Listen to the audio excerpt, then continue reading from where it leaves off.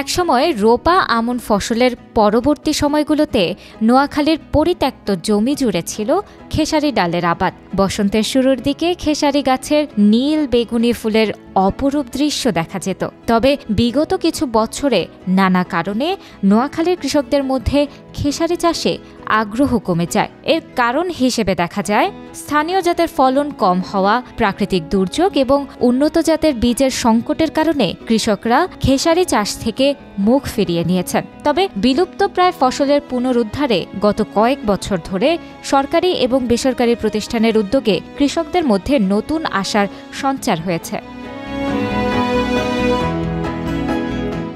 খেসারি ডালের আবাদ করে কৃষকরা এখন পুষ্টি সমৃদ্ধ ছাড়াও কম খরচে বেশি লাভ করতে পারছেন। পাশাপাশি পরিত্যক্ত এবং লবণাক্ত জমির কার্যকর ব্যবহার হচ্ছে। বিভিন্ন সরকারি ও বেসরকারি সংস্থা খেসারি আবাদে কৃষকদের উদ্বুদ্ধ করতে কাজ করছে, যার ফলে কৃষকরা বর্তমানে আগের চেয়ে অনেক বেশি সফলতার সঙ্গে খেসারি চাষ করছেন। আমি প্রায় 40 ডিসিমের মতো করছি। আগের ডালের চেয়ে এই ডালটা খুব ভালো এবং আকারও বড়, আর এটাতে এমন খরচ নাই। ডালগুলো তো আপনি জমি যদি ভালো হয় তাহলে কিন্তু ডালও ভালো হয়, আর না হলে একটু হালকা সার, ইউরিয়া সার দিলে বোঝা যায়, কিন্তু খুব ভালো ফলন হয়। আর এটা ডালও আকার বড়। এটার ভিতরে না মানে একটু ভেজাল আছে, যদি এটা ভালোভাবে চেক করে চাষাবাসে করে তাহলে ফলনটা কিন্তু আরও ভালো হইতো।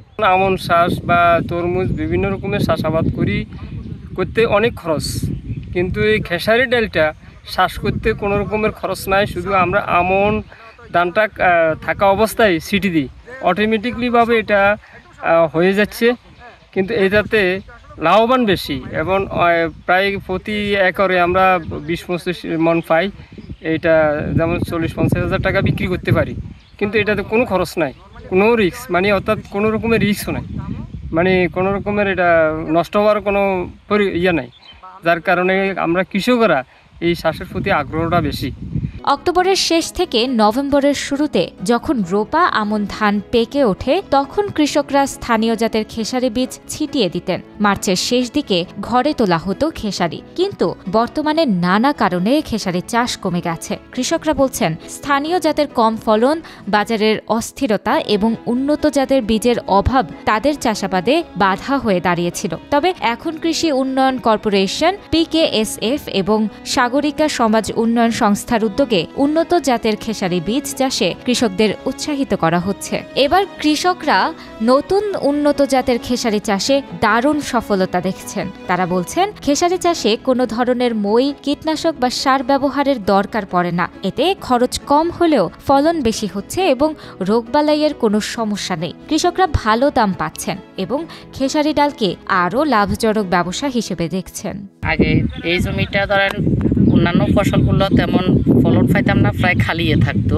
এবারে একটা সংস্থা আসি ডালের প্রতি উদ্বুদ্ধ করার, খেসারি ডালের প্রতি উদ্বুদ্ধ করার কারণে আমরা ধরেন উদ্বুদ্ধ হয়ে ডাল ফেলাইছি 2 একর জমিতে। ওই জমিতে দেখা খরচ গেছে আমার 10 থেকে 12 হাজার টাকা। এখন আমরা আশা করতেছি এই জমিতে 40 থেকে 50 মণ ডাল উৎপাদন করা, সংরক্ষণ যদি সঠিকভাবে করতে পারি, তো ও ডাল যদি আমরা 2 থেকে 2.5 হাজার টাকায়ও বিক্রি করি, তাহলে 1 থেকে 1.5 লাখ টাকা আর্থিকভাবে পাওয়ার একটা আশা করতেছি। খেসারি ডালের বীজ পুনরুদ্ধার এবং বাজারজাতকরণের জন্য PKSF ও BADC কৃষকদের প্রশিক্ষণ প্রদান করছে। মানসম্মত ডাল বীজ উৎপাদন, সংরক্ষণ, প্রক্রিয়াজাতকরণ উপপ্রকল্পের আওতায় মূলত আমরা এই কার্যক্রমের উদ্যোগটি নিয়েছি। এর আওতায় আমরা কৃষক থেকে কিন্তু ব্রিডার সিড এনে কৃষককে আমরা হস্তান্তর করেছি, যেখান থেকে কৃষক ভিত্তি বীজ উৎপাদন করছে এবং সেটা সংরক্ষণের জন্য আমরা তাদেরকে বিভিন্ন রকমের সরঞ্জামাদি দিয়েছি। সেই বীজ সংরক্ষণ করার কারণে তাদের কিন্তু ভবিষ্যতে কোনো বীজ বাইরে থেকে ক্রয় করতে হবে না। এবং কিছু উদ্যোক্তা আমরা তৈরি করেছি যারা এই প্রক্রিয়াজাতকরণ করে, প্যাকেজিং করে সেটা আবার মার্কেটিংও যাচ্ছে। তার মানে একজন কৃষক বাড়িতে বসেই এই বীজটা উৎপাদন করবে, সংরক্ষণ করবে এবং প্রক্রিয়াজাতকরণও করবে। আমাদের BADC ডাল এবং তৈলবীজ যে প্রকল্পটা এখন এখানে চলে, এই প্রকল্পের প্রধান কাজেই হলো উপকূলীয় এলাকায় যে নোয়াখালী এবং লক্ষ্মীপুরে ডাল এবং তৈল ফসলের উৎপাদন বৃদ্ধি করাই আমাদের এই প্রজেক্টটার মূল কাজ আর কি। তো এখানে আমরা খেসারি, বাড়িওয়ান খেসারি আমরা এখানে চাষ করেছি এবং আমাদের কন্ট্রাক্ট গ্রোয়ার্সের মাধ্যমে আমরা উচ্চ ফলনশীল যে খেসারির জাত, এটার 510 মেট্রিক টন বীজ আমরা উৎপাদনের জন্য আমরা এখানে কাজ করে যাচ্ছি। এবং এইটার মাধ্যমেই এই এলাকায়, অত্র এলাকায় ডাল এবং তৈল ফসলের উৎপাদন অনেক বৃদ্ধি পাবে এবং অত্র এলাকায় মানে মানুষের পুষ্টিগুণ যে আছে এটা অনেকটা বৃদ্ধি পাবে। পুষ্টিবিদরা বলেন, খেসারির ডাল মসুর ও ছোলা থেকে বেশি পুষ্টিগুণ সমৃদ্ধ। রান্নার পাশাপাশি নানা মুখরোচক খাবার তৈরিতেও এই ডাল ব্যবহার করা যায়, যা দেশের খাদ্য নিরাপত্তায় গুরুত্বপূর্ণ ভূমিকা রাখতে পারে। খেসারি হচ্ছে প্রোটিন, আঁশ ও অন্যান্য পুষ্টির ভালো একটি উৎস। খেসারি যদি শাক আমি বলি, শাকে থাকে ফাইবার, ক্যালসিয়াম, ম্যাগনেসিয়াম, জিঙ্ক, যেটা শরীরের বিভিন্ন ব্যথা নিরসন, হাড়ের ব্যথা এবং হাড়ের শক্তি বৃদ্ধি করে এবং ক্ষতিকর যে কোলেস্ট্রল আমাদের বডিতে থাকে সেগুলো কমিয়ে হার্টের স্বাস্থ্য আমাদের অনেক উন্নত করে।